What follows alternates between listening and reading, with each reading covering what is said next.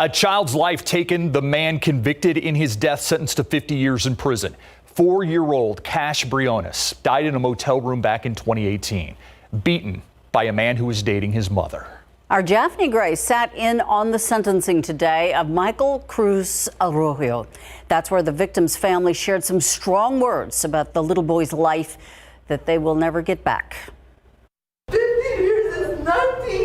Emotions ran high for family members of 4-year-old Cash Briones during sentencing of Michael Cruz Arroyo, who was found guilty in the beating death of the young boy in 2018. Cash's lifeless body was found laying on a motel bed next to Arroyo, who investigators say was passed out drunk. The defendant stands before you telling you he doesn't remember anything, he was drunk out of his mind, but we do know is that the bottle of vodka that he bought well after the death of the victim in this case was wholly consumed by him. The state argued after killing Cash, Arroyo planned to say the boy slipped in the bathtub. They say when Cash's mother checked on her kids at the motel during a work shift, Arroyo lied, saying all the kids were resting. It is very clear that there was a lot of rage involved in this case, and then a lot of thought about what do I do after the fact. The defense called Arroyo's father to the stand as a witness. He testified that his son had a troubled life filled with abuse and alcohol.